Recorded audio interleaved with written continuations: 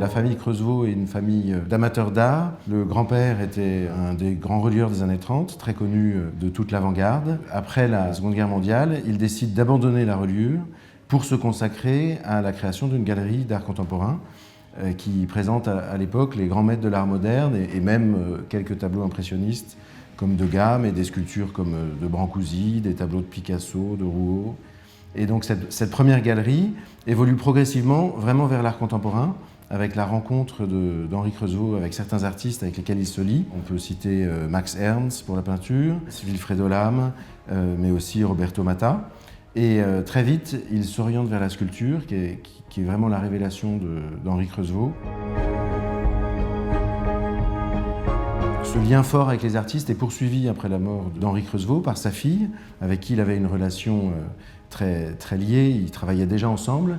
Et sa fille continue, elle a une amitié très forte pour César. Une idée qui est vraiment capitale, c'est le rôle primordial de la sculpture dans cette vente. Avec, on peut le dire, les deux artistes de la sculpture les plus importants de l'après-guerre en France. D'abord Germaine Richier et ensuite César. Germaine Richier, elle est représentée dans notre vente par une pièce absolument extraordinaire, la Vierge folle de 1946.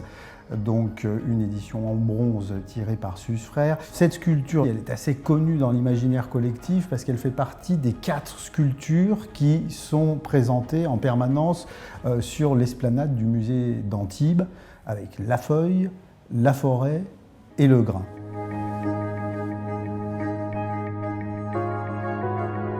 Par Germaine Richier, il fait la connaissance d'un autre sculpteur important du XXe siècle qui s'appelle César, qui à l'époque est assez peu connu, fait des œuvres en fer soudé. Il a l'idée de lui proposer de les fondre en bronze et de créer des éditions. César, il a été à la fois présent du temps d'Henri Creusevaux, décédé en 1971, et il a été un grand ami de Colette Creusevaux.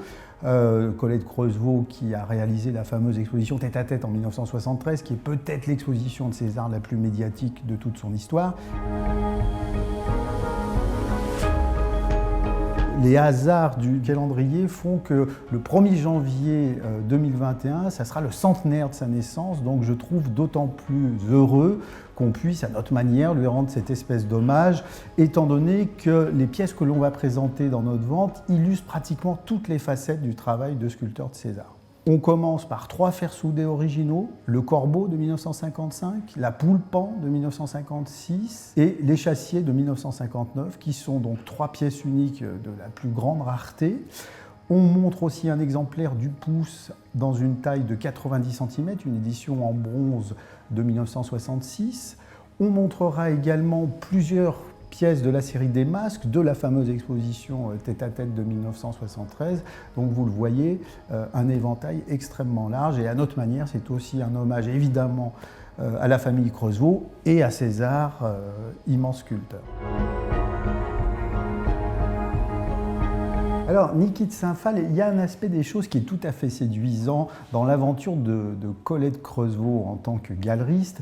Ce sont ces liens d'amitié très forts qu'elle a pu avoir, notamment avec Niki de Saint-Phal, qu'elle a représenté essentiellement dans les années 70 et 80, qu'elle montrait au sein de sa galerie rue Mazarine, et puis dans les salons, on était à l'époque des premiers salons, notamment il y avait le salon de Mars à cette époque-là, et je crois qu'il y a quelque chose de fondamentalement féminin, si on peut dire, dans ce rapport entre la galeriste et cet artiste, entre un univers qui, d'un premier point de vue, paraît joyeux, coloré, heureux, et puis qui, quand on le regarde dans un second temps, contient aussi une petite part de gravité.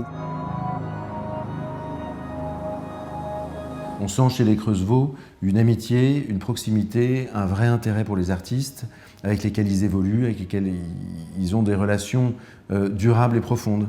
Ce sont des gens qui avancent, qui sont dans l'air du temps, mais qui ont un ressenti qui est différent. Et c'est pour ça que ce qui est particulièrement touchant dans la famille Creusevaux, c'est que, avant de penser comme des marchands, c'est-à-dire avant de penser à éventuellement comprendre ce qui pourrait plaire aux gens, ils pensent d'abord par eux-mêmes, d'instinct si vous voulez, avec le moteur de la passion si vous voulez, et on l'a dit et on le répète, une pensée d'artiste.